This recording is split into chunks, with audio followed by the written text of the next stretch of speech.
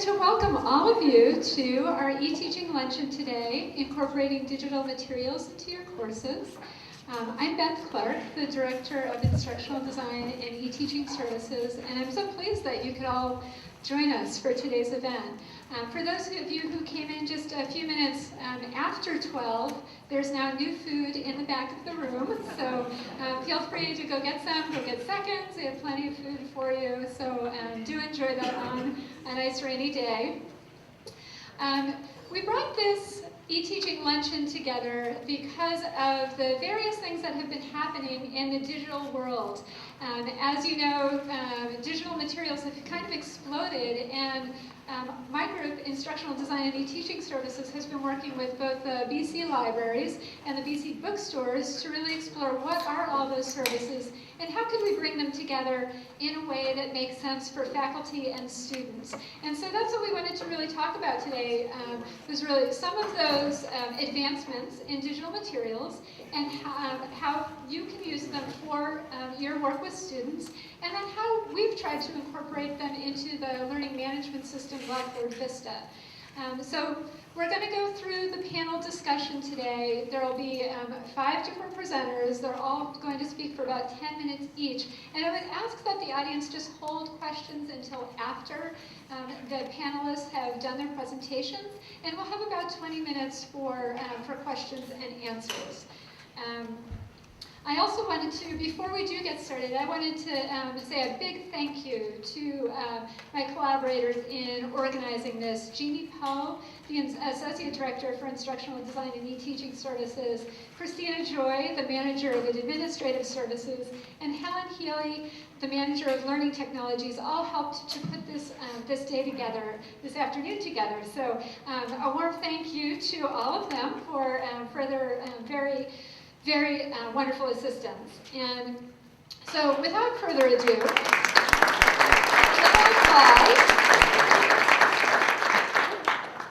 and I'm just going to introduce what we'll be doing today on the panel. We have 5 folks up here, if I counted correctly. Yeah, I think I did.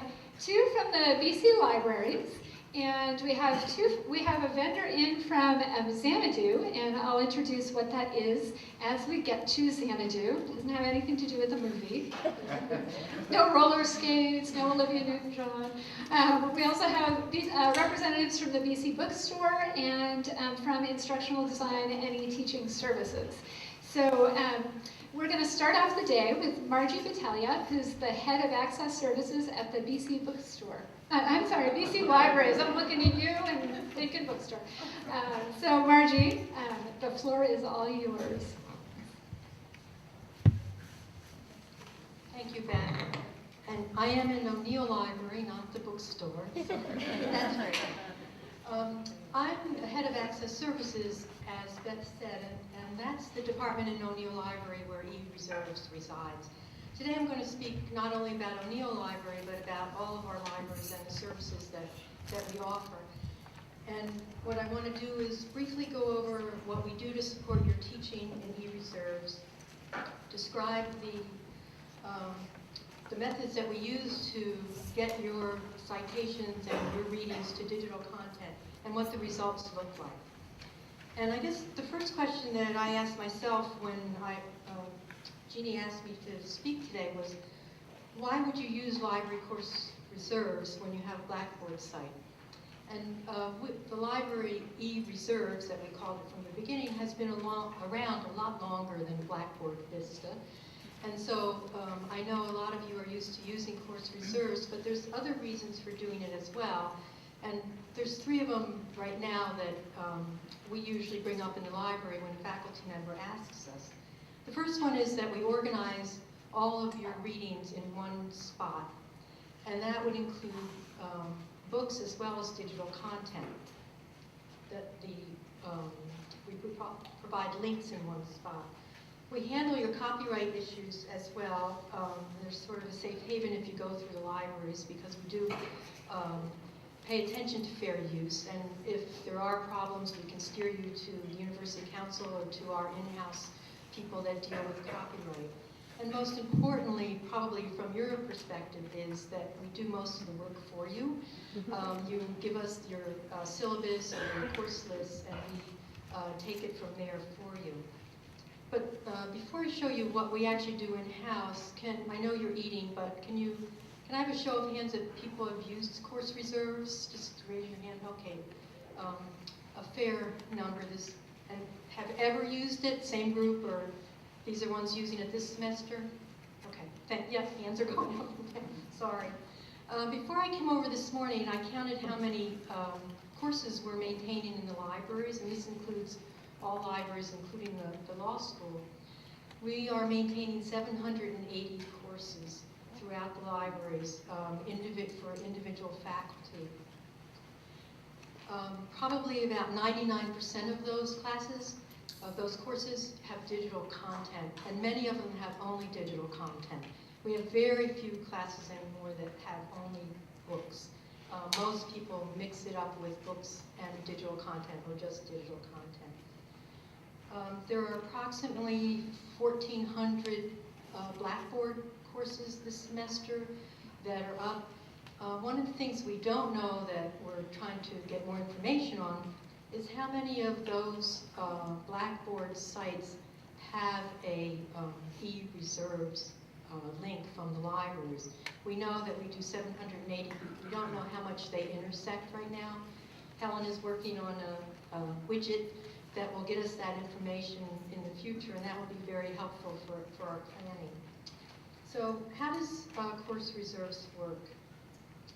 Those of you that have used our service, you know that you give us a syllabus or you complete an online form on the library's website.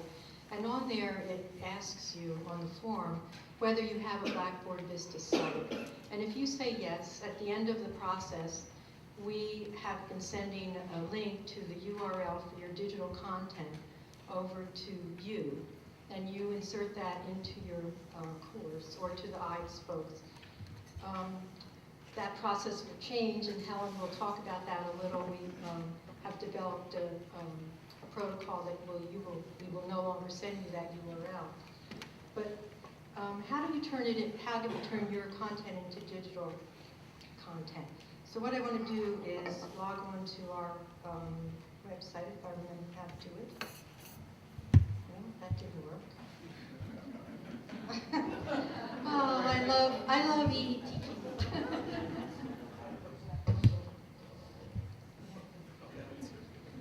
Beth must have done that. Okay, so what I'm going to do is just look at our course reserves. I'm sure many of you have looked at this. This is the student, what the student would see. And you have to log in to this with your username, password. And I created a course for us to look at today, and included different types of, I'm a PC user in a Mac world here. There's an app for that. Yeah, I gotta get rid of it.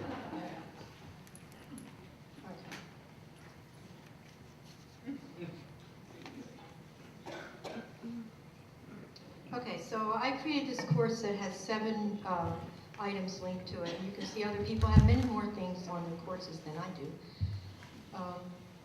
So what we do when we get your citation or your syllabus is we want to get the best available copy that we can. And what we look for, first of all, what we prefer is a direct link to an online database or to an online journal, because it gives the best copy for your students to use. So what I've got up here, the first one, in Sweden, men have it all. We know that. We want to click here. I don't know what that means. This is one that's going to the New York Times. And so it's and I wanted to tell you, some of these are, all of them are things that maybe somebody out in the audience has put up on their reserve site. So if you see something you put up, it's because I've just stolen it. So this is a direct link. It's in color. It's beautiful. And that's our preferred way of relaying a digital content for your course. But if you go back to the second one I have is a gender. This one is another one where we had a citation for an article. This one, students are frustrated with this too. How do I? Sorry. Maybe you should do this.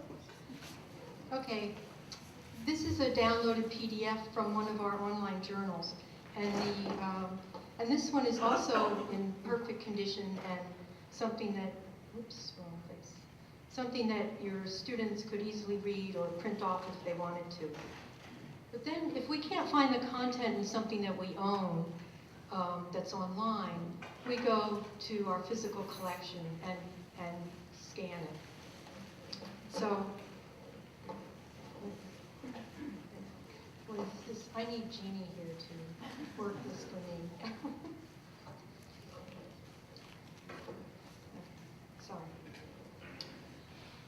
So I just wanted to show you one that's that we scanned that is not the best looking.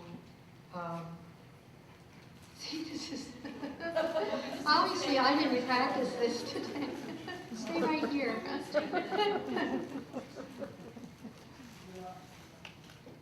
stay here. Don't go.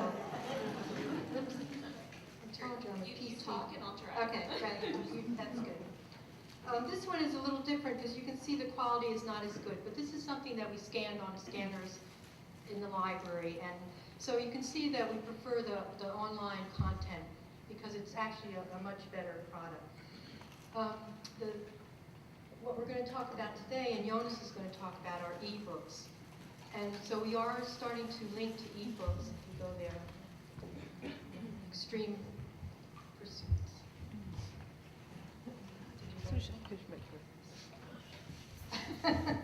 Extreme Pursuits.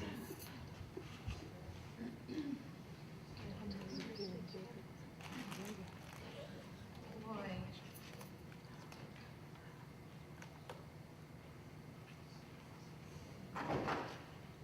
Okay, this is an ebook, and Jonas will talk a little more about the issues involved with the library purchasing ebooks, but we are beginning to link to them from your course reserves. So, that's it, I'm all set. So how do students access course reserves? It turns, I know, mostly in a variety of ways. I have 10 minutes, but my technical difficulties. Anyway, I just wanted to show you what we do with your citations, and we are working on a prototype with guides that will make it easier for you to add the library content into your Vista course, your Blackboard course with a content link or power link, whatever you want to call it. And we're going to be using some focus groups in the future to see what other kinds of library content you would like to see in your Blackboard site. So that kind of wraps up my part today, and thank you. And Jonas will take over, and I'm going to sit over here and watch the rest of it.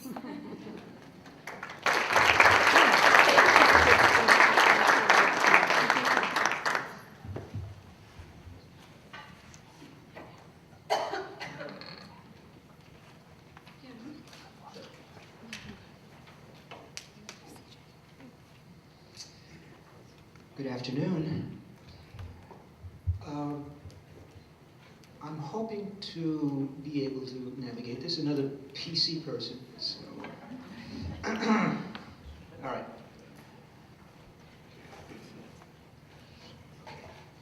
What I thought we would do is just go over a few basic facts about what we already have to make sure that you're comfortable with identifying ebooks that are already in the collection. And for some of these examples, they've been around for a few years. For example, the library now has ebook collections that give you nearly everything published up to 1800 or 1820 in the UK and the United States. And that's not just of interest to history or English literature. you got to remember, this is everything that was published. So it may be of interest to other subject areas, theology, philosophy, fine arts, because there's an enormous amount of information across the subjects. The other kinds of things that we've been getting are collections of standard reference works, and here the example is Cambridge Collections Online. Also, Blackwell has a series of reference books. You may have used individual volumes and referred your students to them. Going back to Cambridge, it's the Cambridge Companions, and these are incredibly valuable because they would be devoted to a single thinker or a single period of history, a single movement. The ACLS Humanities ebook project started as a history ebook project, but has expanded to be humanities. And I encourage you, if you haven't, if you're in the humanities, that you give this a look. And I see.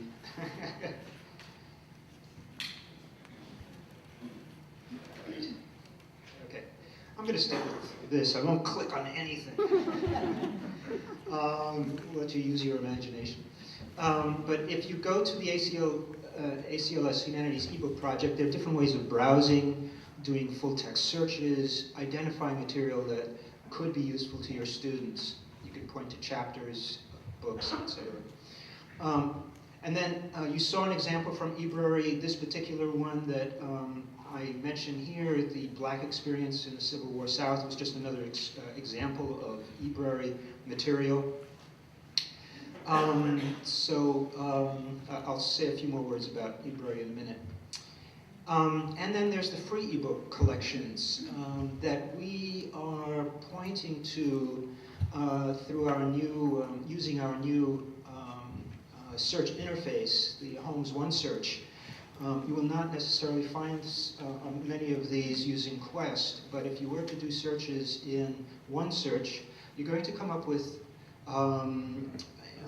potentially items that we have bought from Hathi Trust, which is basically a group of research libraries that have begun to ingest their digitized books into a single server or linking to it, and it's University of Michigan based, and we put in the University of Michigan's collection of ebooks, clearly pre-23 for copyright purposes, and I think that's in the millions right there, so an excellent source, and you may come across it. Free, multiple users, no problem using them. How you can find them, I mentioned Holmes One Search. It will clearly say online. There'll be an online access. Quest, if you search Quest in the advanced search, you'll notice that there's an ebooks limiter that you can use under the types, formats of materials. Research guides have plenty of references to ebooks. You can even search all of the research guides. There's a search box. Just put in ebook and you'll find a lot of mention, or go to specific research guides in your subject area and you'll find listings, links to ebooks. If you go to the subject portals and the library homepage, that's under research guides under the search box. Let me see if I can make that work.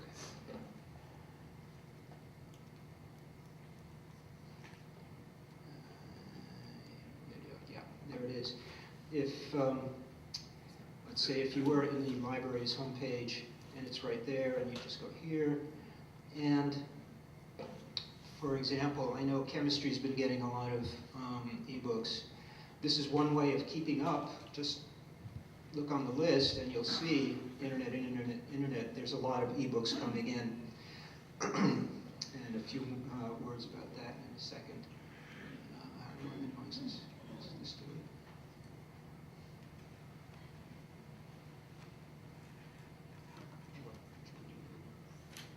Command tab. Okay, great, thanks. And last but not least, your friendly subject librarian, by all means, contact us.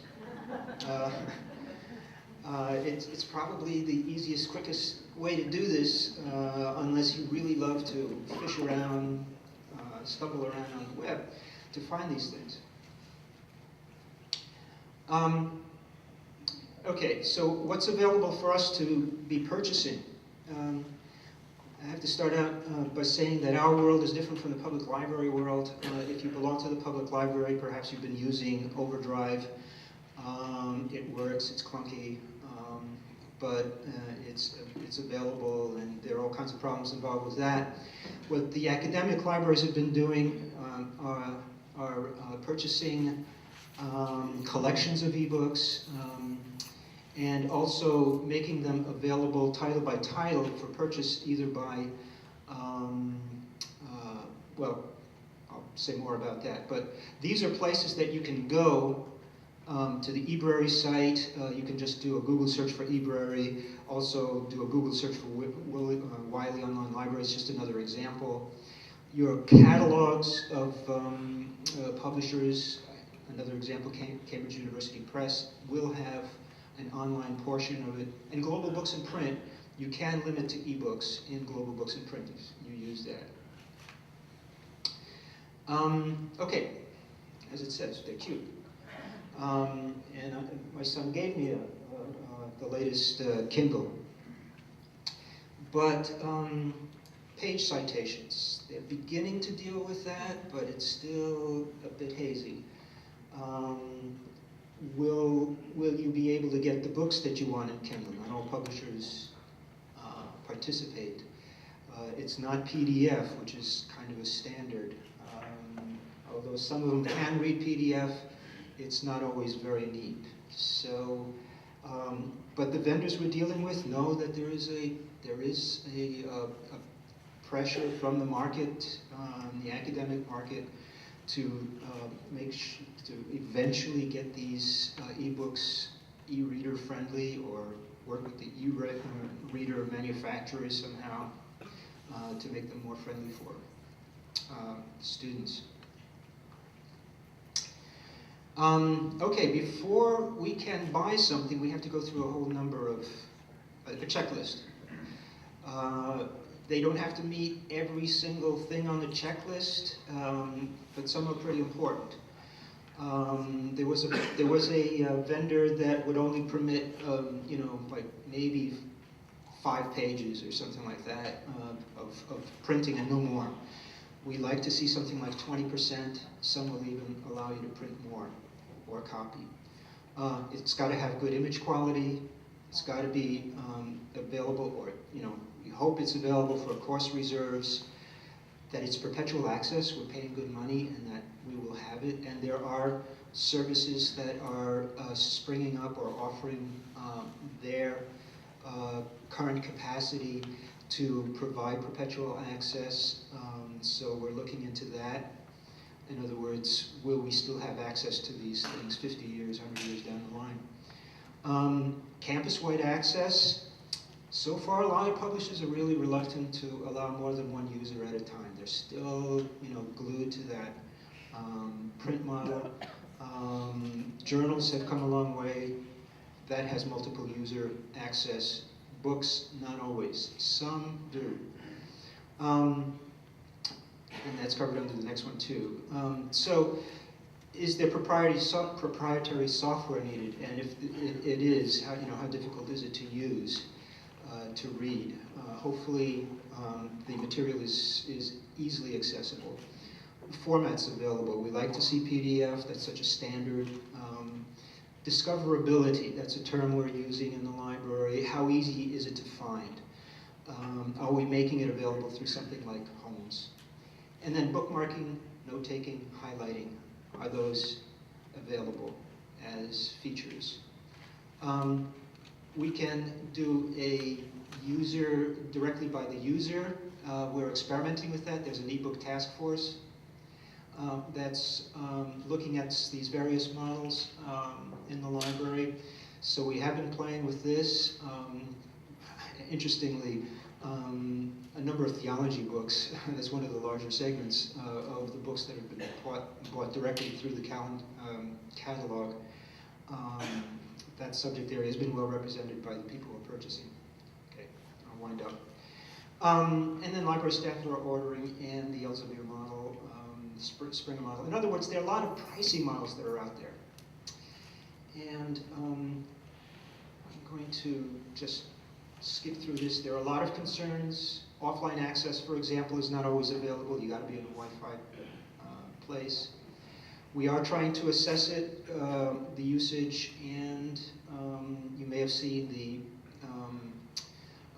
little poll that we had in the beginning of the semester and taken part in it. The results were that yes, most people would still skip an ebook and take the print, but it's interesting to see that people are using it in different ways. So it's a growth area for sure, but nevertheless, there's always the nostalgia factor.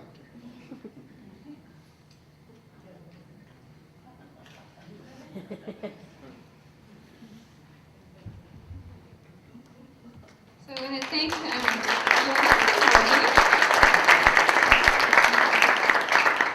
from the BC Libraries, we're going to move over to the bookstore and begin with Lindsay Warren, who works with Xanadu, is one of the vendors that the bookstore works with, and Xanadu provides online course packs. A number of faculty have used course packs over the years, and we're moving to a model that is a digital model, and we're moving to one where the digital model can then be incorporated into Blackboard Vista.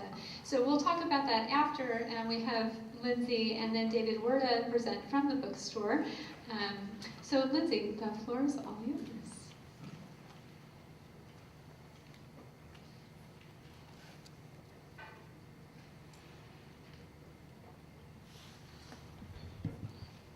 So my name's Lindsay Warren. I'm with Xanadu Custom Publishing. I'm also a very recent Boston College graduate. I got my master's here in English, and so I'm so glad to be back.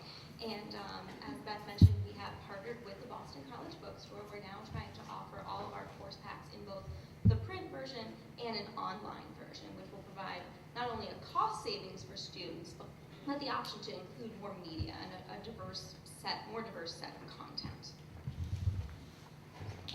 A little bit about Xanadu. We don't have anything to do with the movie. I am sorry about that. But we work with over 1,000 schools across the country. We do course packs, but we really specialize in the digital or the e-course pack. You know, we were the first company to do that. We started it in 2000. And we're still kind of leading the way by trying to give it a more enhanced set of features. So we are integrating with learning management systems like Blackboard, and we've also developed an iPad app for students to, access their materials on the go, on handheld devices. So you might be asking yourself, well, what is an e-course pack, or what is a digital course pack? And this is what your students will see if they do purchase one. And the way that they have access to it is they purchase an access code through the bookstore, and they will either go to the Xanadu website, or once we're integrated with Blackboard Vista, they'll simply go to their Blackboard site. They'll enter the access code, which will give them access to the course pack. They have access to it from any internet connection, and they can print it out as well if they would like. And it's simply a series of links, and you can see we've got traditional readings like business cases, like interviews. We've also got streaming video and spreadsheets, so you can include a lot more interactive material in it as opposed to kind of just the paper. So, this is a really exciting time for the BC Bookstore to be partnering with Xanadu, because for all course packs that we're doing after July 1st of this year, we're really giving a boost to the functionality and the ease of use of our web course packs. So in addition to being able to access their course pack online from any internet connection, in addition to being able to print it out, students can now download it to their desktop, so they have access to it offline as well. And students will also be able to annotate, take notes, highlight right on the screen, so they won't even necessarily need to print it out. So it's totally green. They're also going to have collaboration features, so if students have been put into teams or put into groups, they can import and export each other's notes, and it really makes that process of working together a lot more seamless. And all of the web course packs are going to come standard with an EPUB version of the course pack for use in the Xanadu iPad app, or you could also use it in something like iBooks or iAnnotate. But we've developed our own iPad app, and the app is free, so students don't need to pay extra for that. The version is going to come directly with the digital course pack, so it's still going to be very cost effective.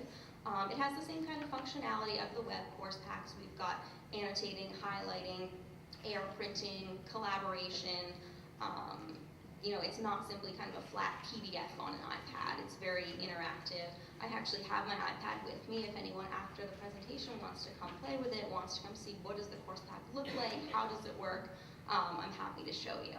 And so after July 1st, if your course starts after July 1st, your students will be getting all of this.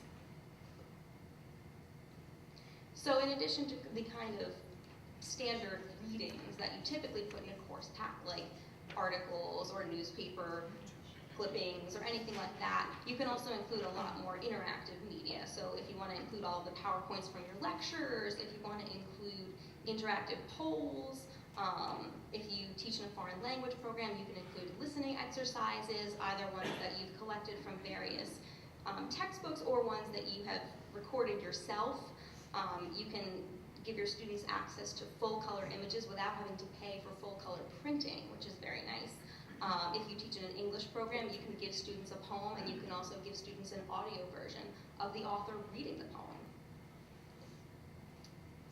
And in addition to this kind of more standard set of media, we also offer a more specific set that appeals directly to instructors teaching in the business school. So Harvard and Darden both have video cases that can go with their printed. We've partnered with a company called Experience Point that we are allowed to use all of their simulations in course packs, kind of those interactive decision-making games. We also have what we call course pack extras, which they are pre-formatted spreadsheets that are populated with the exhibits from Harvard's top cases, and typically it's finance and accounting. So if you teach in a finance and accounting program, you definitely will want to learn more about those. We've gotten really positive reviews about them. And they come free with the case, which is nice. So you might be thinking, this all sounds great, but where do I find this? Where do I find these things?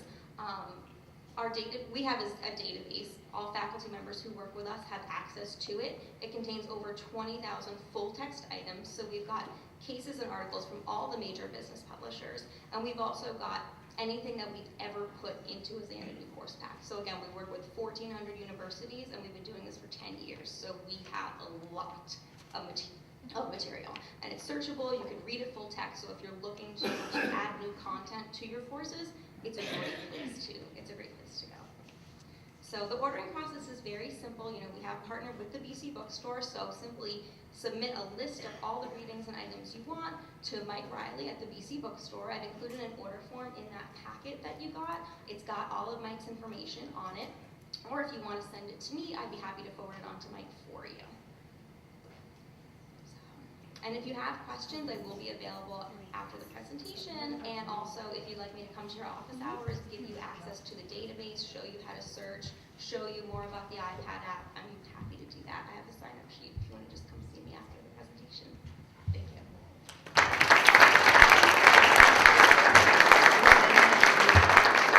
Thank you, Lindsay. That was wonderful.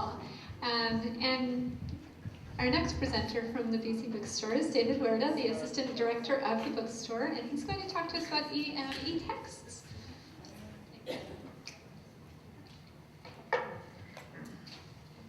Good afternoon. So, as Lindsay was talking about digital course packs, I just wanted to kind of step back and take a minute to kind of paint a big, broad picture of what the bookstore is, what the bookstore provides, how Xanadu fits into that. Back in 2008, in August of 2008, the Boston College Bookstore formed a partnership, or Boston College formed a partnership with the Fallout Corporation to provide bookstore operations.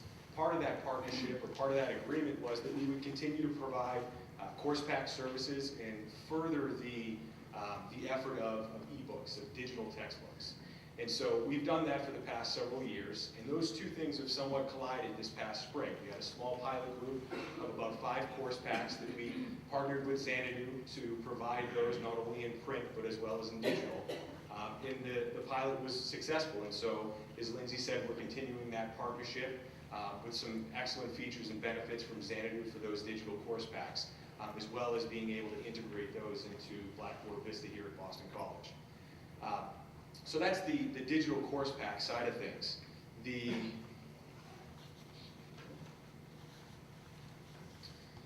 e-book, or the digital textbook side of things, is a different solution. In 2004, or in 2007, Follett Corporation acquired a company called 1440, specifically for a product that they had developed called Cafe Scribe. Cafe Scribe essentially was developed in 2004, and from 2007 through now, Follett has worked with Cafe Scribe to continue to partner with publishers to get more digital content and to work with software developers to further that technology. Through those partnerships with our publishers, we've learned a couple of things. And one of the things that we've learned is the content is there. In this day and age, the technology is able to digitize content fairly easily. But what drives that availability is the demand that you folks put on it. So if you are on Cafe Scribe, if you're looking to utilize a digital textbook or your course materials in a digital format, and it doesn't look like that's readily available in that digital format, our role as the bookstore is for you to partner with us so we can partner back with those publishers to get that content available digitally. So this is just an illustration essentially of what Cafe Scribe is. It's really right now, as it's currently constituted, it's two components. It's a MyScribe e-reader, which you download for free onto your device, whether that's your PC or your MacBook or your netbook.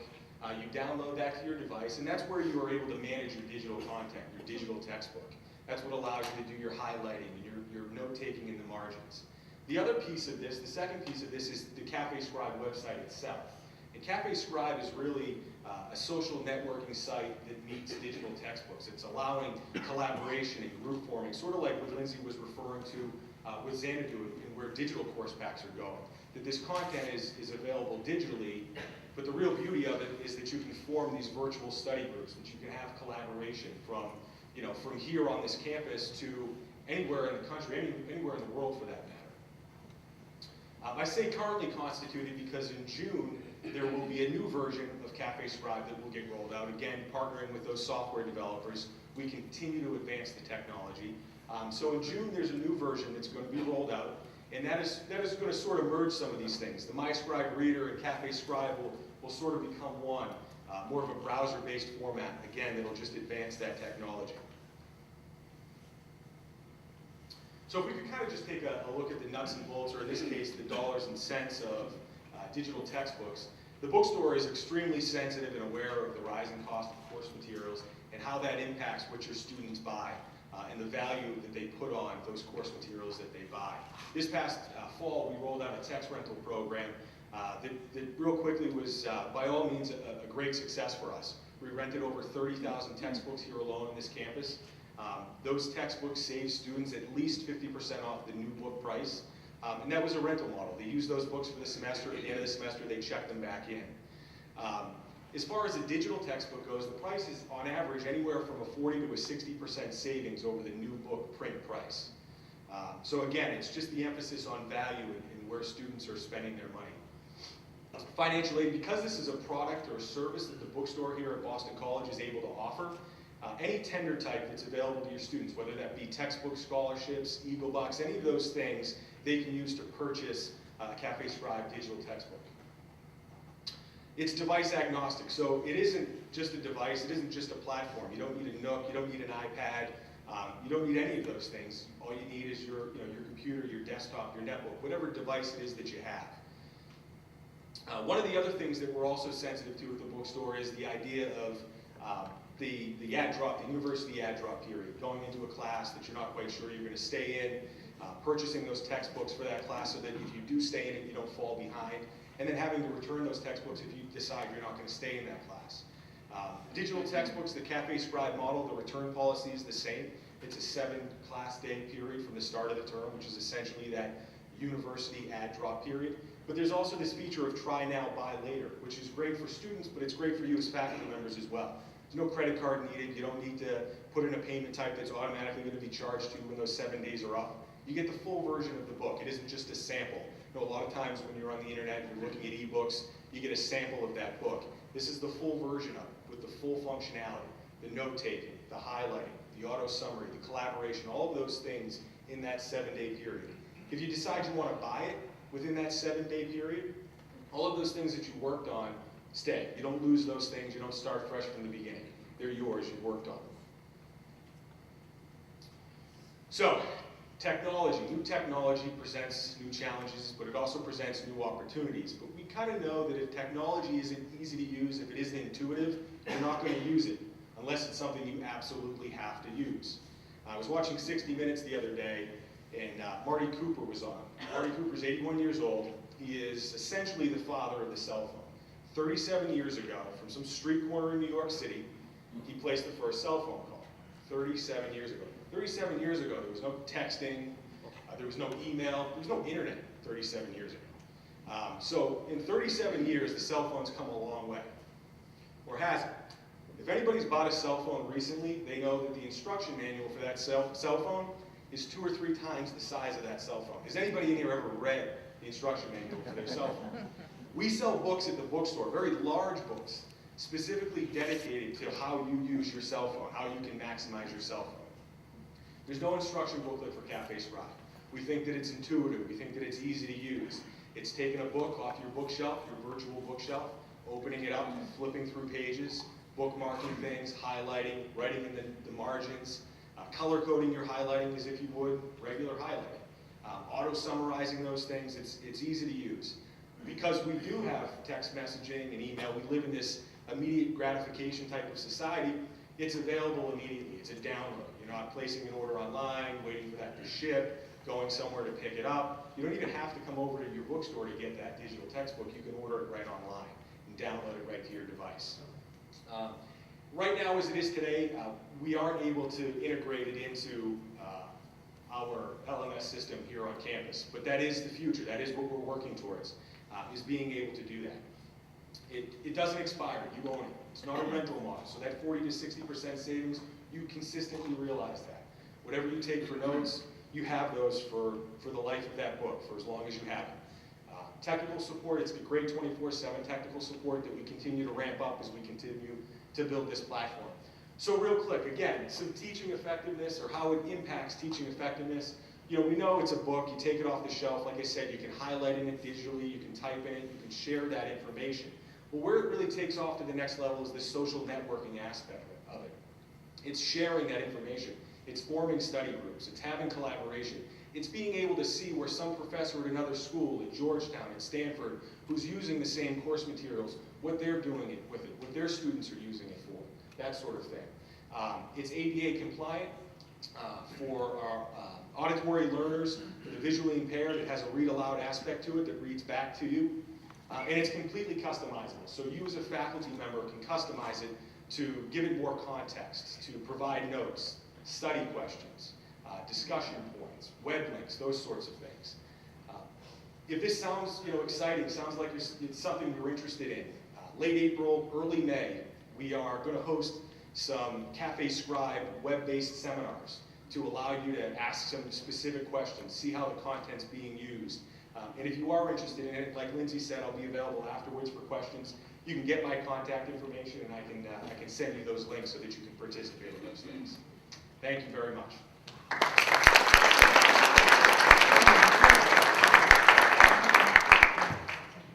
Thank you, David. So where do we fit into this? Where does instructional design and e-teaching services fit into this picture, and why did we bring everybody together? You just heard about some of the resources that the libraries and the bookstore are trying to bring to bear to faculty members who work with the students. Where we really come into the picture is with the learning management system. We have about 97% of all students on BC campus at any semester access their materials through Blackboard Vista. So they're using this environment. And so our role is really to try to make sure that those resources that the bookstore and the library are providing come together and can be put in one location so it's easy for you and it's easy for your students to access them.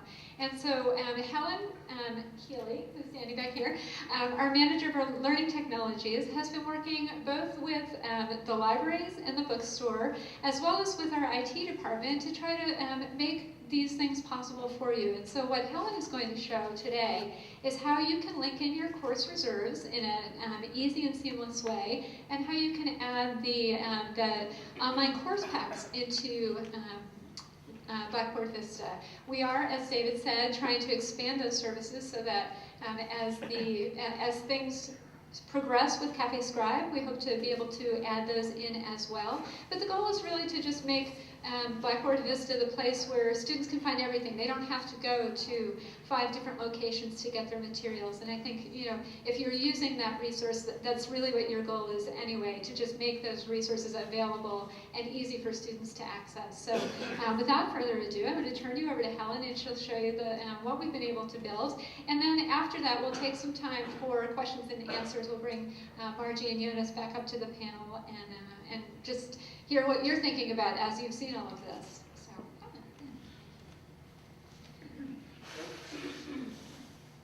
So the first thing that I'm going to show you is adding the eReserves link to your site. So if you already have a Blackboard Vista site, you log into Blackboard at cms.bc.edu. And this is the course that I'm going to use to add my eReserves link. So what normally happens is you contact the library, again, like Margie said, you give them your syllabus, etc., and then they work on getting everything online for you. And basically what you then do is you click on Add Content Link. So we worked with the IT group in the O'Neill Library, with the central IT group over in St. Clements, and of course our group, and we came up with this, and click on Add Course Reserves. You give it a title, if I can spell it, and you click Save. And I think we just might have broken a world record there, so there we have it. If you're a student, you go in, you click, and there it is. Okay, so again, you go through, you work with the library, they'll get all the materials together, and then in Blackboard Vista, it's simply under the Build tab as an instructor, add content link, and then the library reserves. And really all you have to do is come up with a title. So that's that. And then the other one that I wanted to show you is the integration if you wanted to add a course pack. So if you choose to add a course pack to your site, you work again with the bookstore, and you get a link. So you get a link that you can add to Blackboard Vista, and that's where the students can enter in, and I'll show you in a minute. They have a certain key, a number, that they can add in and gain access to the materials online. So first of all, I'm going to just find the link.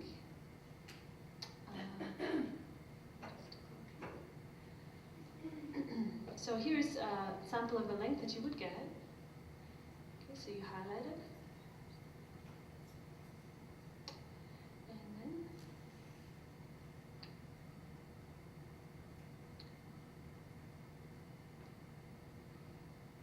come in here. And you're going to add a file. You're going to go Create File. And again, give it a title. So course pack. And we're going to turn on the HTML editor. So because the link is in HTML, we're going to turn on the editor. So you click here. Second. And then it pulls up. It looks like Word, really. It's just an easy way of typing in something that will look like HTML when you've saved it. And here we're just going to click on Source View. Because in here, by default, they give you this extra code. So we don't want that. But thank you. I'm going to work that out. And hopefully, so in here you would paste in your link. So what I'm going to do is here, and then this is what you have.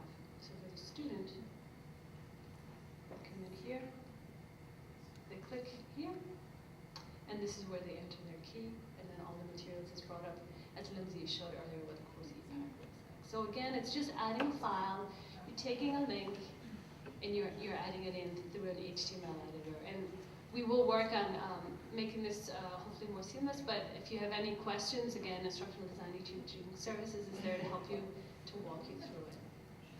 All right, thank you.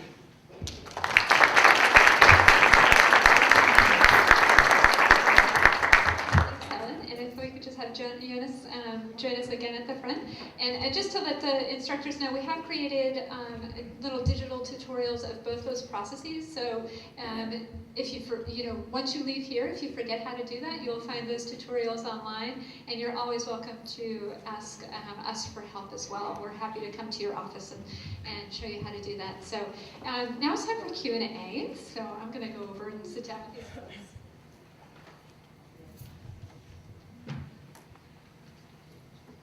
And I'm eager to hear what people have, what questions there are. So, we'll start over this way and we'll go around that way. Two questions.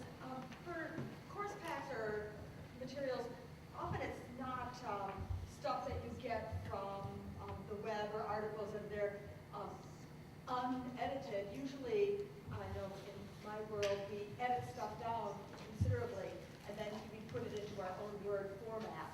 First question is, I'm assuming that the Xanadu and Cafe Scribe is amenable to that, our manipulation of the information and putting it into edited form. And then secondly, a little fuzzy, the difference between Cafe Scribe and Xanadu. Sure. Well, one thing about both Cafe Scribe and what we're offering at Xanadu is that it doesn't have to exist in a certain format. We kind of take whatever you give us and we turn it into that PDF file. We turn it into an EPUB file for use on the iPad. So it really is very customizable. It doesn't have to exist in a certain format. You give it to us and we format it and we give it the highlighting and the annotating capability as well. And so the difference between Cafe Scribe and Xanadu is that Xanadu is the course pack provider, whereas Cafe Scribe is that ebook, the digital version of the textbook. I'm sorry, I'm still missing it. They're both on the computer, both pull them off. I feel like I just have some real important. So a course pack being a series of different things that you pull together that you want to put into one thing that in the past has been something that we've printed, bound, and sold at the bookstore. And so now we're making that available digitally. And so the Cafe Scribe is an existing textbook that a publisher has published. But can't I just upload that onto Blackboard Vista as a PDF file or boom, it's digital? I mean, we don't all be bells and whistles highlighting.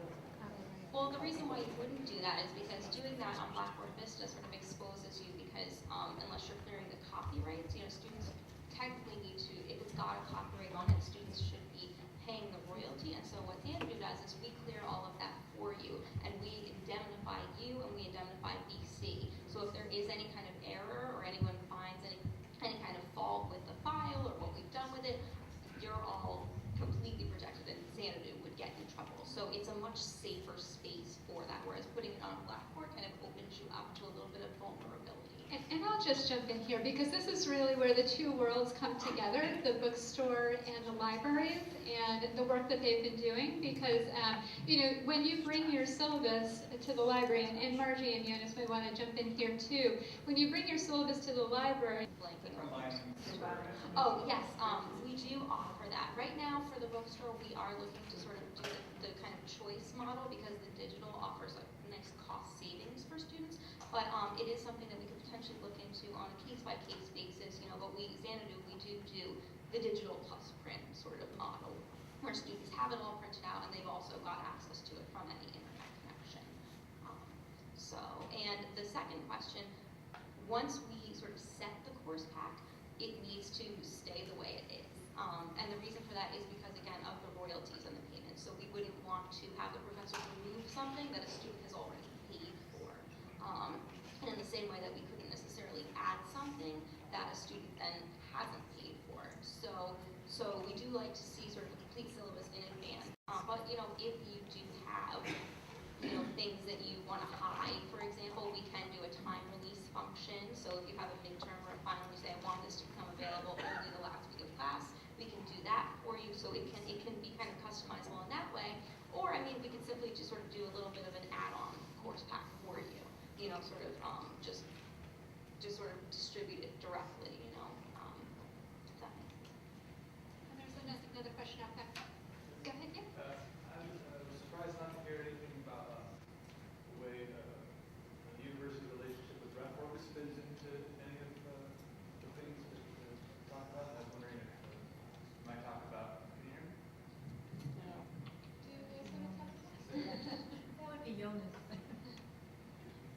be a criteria that we would look at and hope that they would be able to provide the kind of linkage that would provide citation information for us as easily as possible.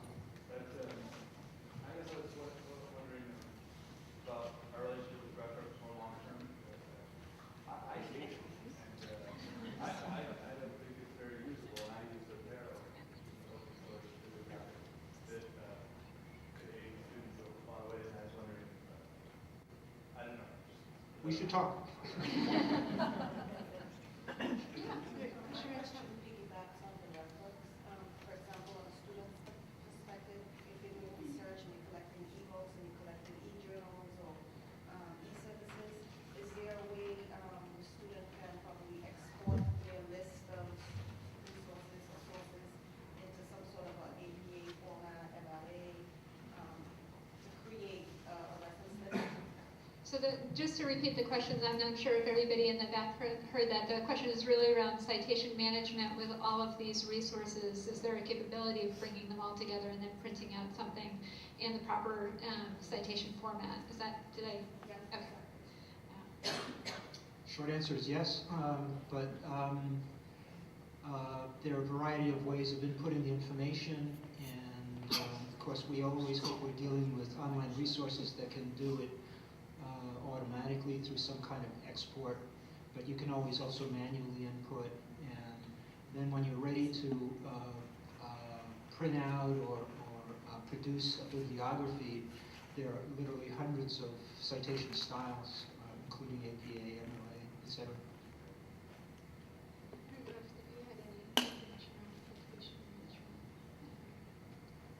All of our course packs come with a bibliography, so you can see exactly what is in the course pack. It's got all the standard citation information, like page number, publisher, so you've got all of the information there. We don't specifically have any kind of tool that will export it or shape it into an APA or an MLA model, but all the information is there. So if you wanted to input that into something like RefWorks or something, I'm sure that would work well together. I'll try and squeeze in two questions. When we're doing books on reserve at the library, is there a limit to the number of chapters that you can put in reserve for a particular course, or could you like put the entire book on reserve? And then my second question is, when we do cases, like a Harvard case, do Xanadu, what would be the difference in price roughly between that and say a printed copy going in, printed course pack or BC case? Let me answer the chapter question first. We limit ourselves to 2 chapters per book at all of our libraries, and if you need more than that, we can stagger it throughout the semester, take some down, put another one up, but we cannot put the whole book up at one time. Okay. And for the Harvard cases, we, in addition to providing web course packs, we are also clearing all of the copyrights for even the print course packs, because we provide 100% copyright clearance. We indemnify the school, so we're in charge of all copyright clearance. So in terms of royalty, there is no difference between what you would pay for print and what you would pay for digital. The difference is with print, you're adding on just a couple dollars for the actual production. If you don't allow like laptops in class, how can the students access the textbooks if they don't have a computer access? Can they print it out or something? Yeah, I think the question is really around the printing aspects for the books, for all of the resources. So I don't know if you want to speak to those individually. Yeah, as far as Cafe Scribe goes, you can print the book.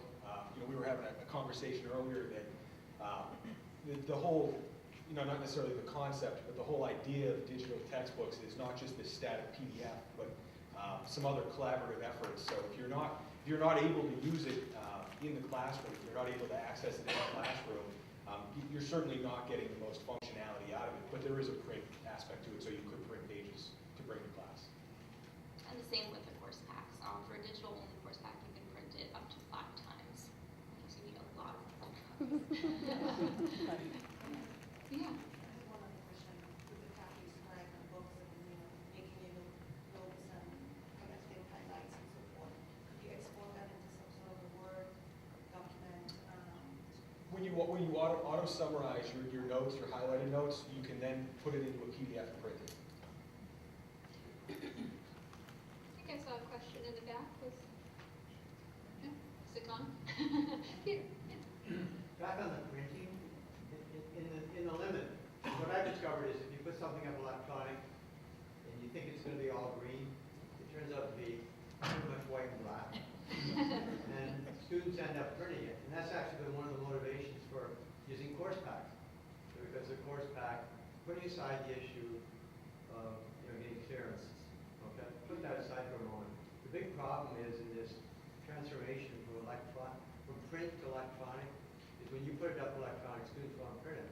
Then they run into the 500-page, 500 hours that it takes them to print it all. So that gets us back to, since we don't know where the crossover point is between print and technology, we like to think it would be all green, but it really isn't. That causes all sorts of problems on campus for backlogs on printing. It's a real major problem for students.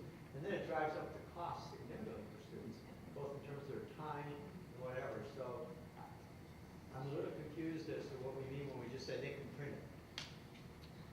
Because they will print it.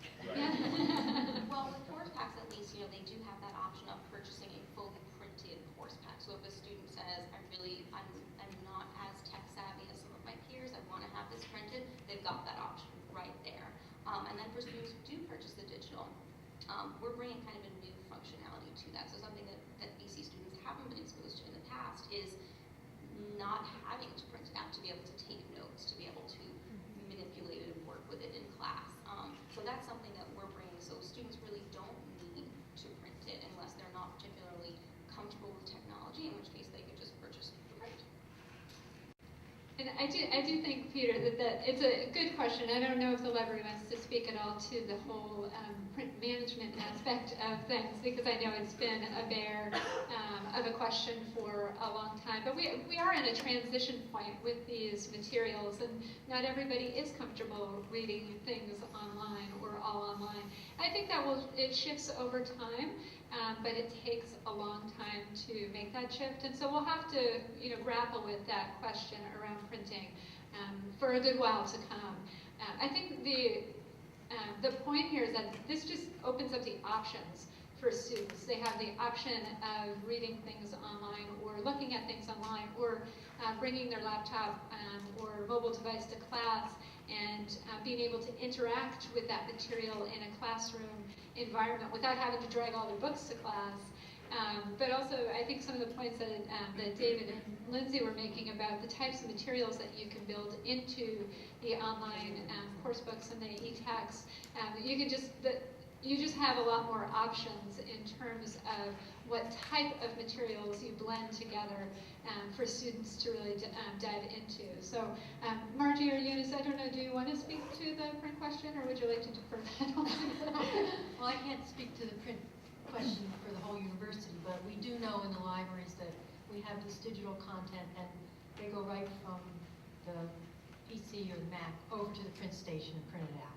And complain constantly that the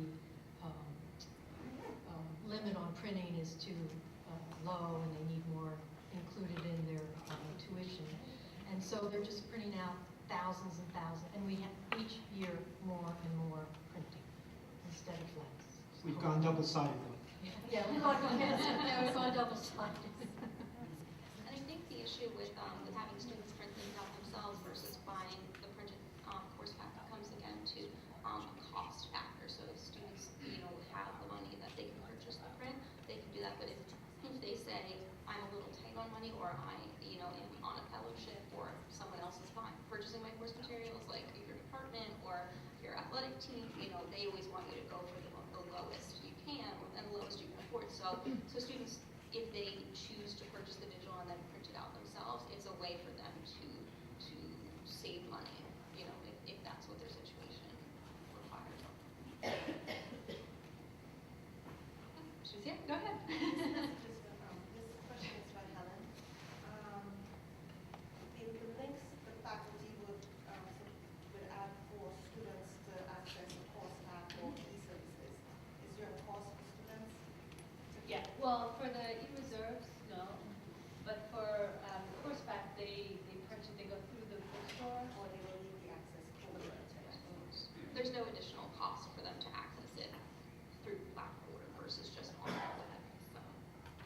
Yeah, I think the point is just to bring all of those resources together into one central location for students. And with the, just to go back to what Helen was demonstrating with the online course reserves, you add that into your course as you would any other aspect of Blackboard Vista, and then students access that without having to go to the library website or re-authenticate. It's all located there in their site so that they can have it whenever they need it.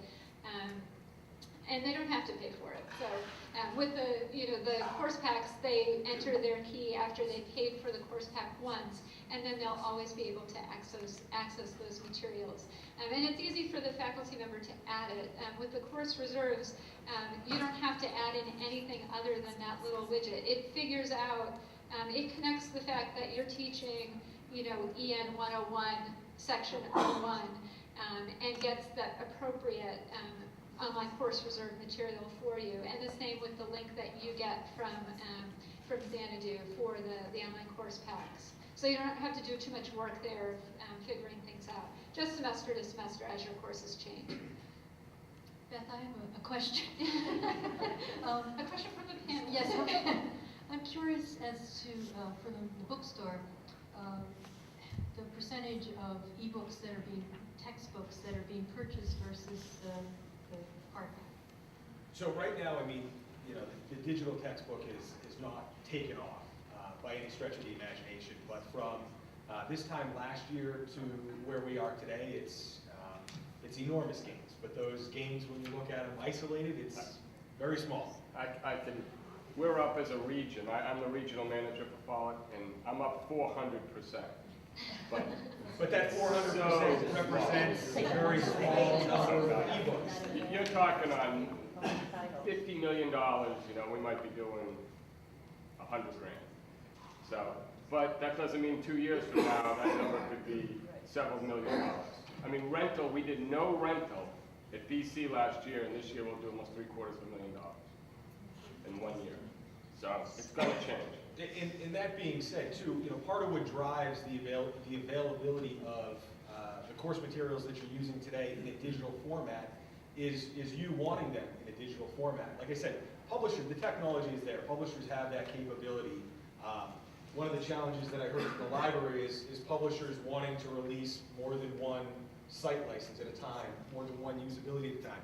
Essentially, though, when it's bought from the bookstore, when it's bought, it's an individual license, it's an individual use. So they're far more eager to put that digital course material or that course material into digital format for a bookstore than they may necessarily be for a library.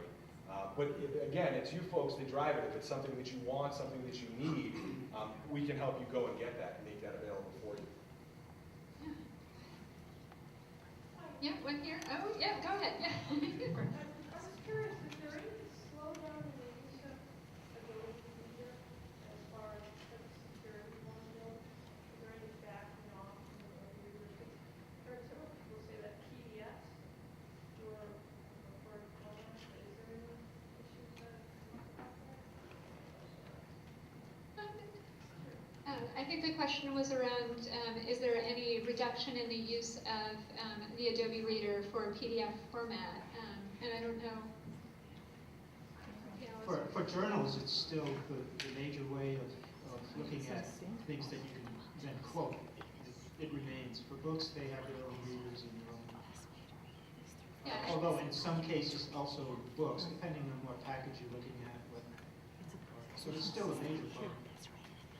I know that with our course packs, you can do all that highlighting and annotating in the free Adobe Reader, so you don't need Adobe Pro or anything like that. So we still definitely use it. We don't use it on the iPad, but on the computer, all you need is just the free downloadable Adobe Reader, and that gives you all of the functionality. I think we have time for about 2 more questions, and I see 2 hands, maybe 3. Okay, go ahead. Another 2-part question. Of all the different types of materials and sources of materials that faculty bring to you, what causes the most problems for getting copyright permission? The second part of the question is there any difference in getting permission what you can get permission on in paper versus electronic format.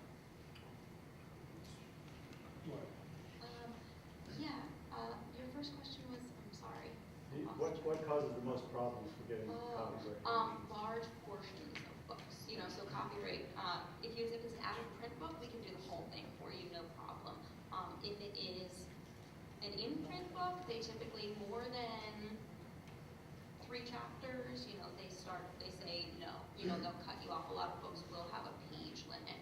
So if you're doing a course pack, it's best to pull material from a variety of different texts, different articles, all different things, because the publisher says if you're using 5 chapters of an 8-chapter book, why aren't you just buying my book? So that's the only thing. The other thing is a print right is different from a digital right, but we do digital course packs all the time, and it's very rare to run into a publisher that says you can't use it digitally. It's because it really is kind of the way of the future, and we do so much digital. A lot of other publishers do so much digital publishing. The copyright owners have really come around to say, we're losing sales. People aren't using our material because they can't use it digitally. So. But you don't have any problem somebody who's bringing in articles from random popular magazines and journals and pages printed off the web and things like that? That's fine. Mike Riley is the course pack coordinator for the bookstore. Mike, I don't know if you wanted to add anything to that, or if you kind of... There isn't any single type that's more difficult. It does, as Lindsay said, focus on quantity. If you attempt to use too much, the publishers will shut us down. The rights holders will shut us down. But we've had all kinds of exotic sources used and gotten permission. But you should also know that occasionally there are things that seem utterly ordinary and easy to get, and we never hear from the rights holder. So strangely, sometimes we don't get permission when you would expect it, but as a rule, and there's no way to predict that. As a rule, everything's, because of the background issue of getting some revenue, it's usually easy to get copyright for just about everything. And mine is around accessibility for visually impaired students. So if I'm hearing you correctly, that the e-books, Kathy Scribe, yeah. and so that faculty who use the e-books automatically make it easier for visually impaired students to access the books. Is that correct? So the Cafe Scribe has a read aloud component to it, so that it can read back the content on the page. And what about Xanadu? Currently, unfortunately, I'm embarrassed to say we don't. I can look into it a little bit more for you, but it doesn't have any kind of read aloud function because we are taking tons and we're always processing new material. It would be very difficult for us to to generate that, whereas Cafe Scribe has sort of a set list of textbooks, even though it is still very large. It would be difficult, but I would love to look into that if you'd like to give me your information and see sort of what are the resources that we offer. Margie and Eunice, do you want to speak to that with the course reserves and the ebooks? The course reserves are available for use. Our students that are vision impaired can use their own software, and they're readily, we've made them into a format that can be used with that. It's certainly on our list of criteria. And some of the platforms are much more friendly in that perspective than others. Some of the providers of databases which allow access to articles will give you the ability to download MP3 readings of those articles, for example. So it varies from resource to resource. But that's a very nice point about making the resources available to all students with the variety of needs that they have. So, and I think we just have one more question, and then we'll wrap things up. Did you still have a question? Yeah. Yes, it was very similar about the ADA stuff, so that's a good follow-up. You mentioned that the e-textbooks did. I was curious, and it sounds like it was, if it's just like, is it like an MP3, a reading of it, or is it something that renders the text in a way that a screen reader or other types can read it as they want? That's a great question. I don't know the specifics of how that reads back, but I can certainly find out for you. Well, I want to thank all of you again for coming this afternoon, and the panelists will stay up here for a few minutes while everybody filters out. So if you have other questions, feel free to come on up and ask them, and have a wonderful afternoon. Thanks for coming.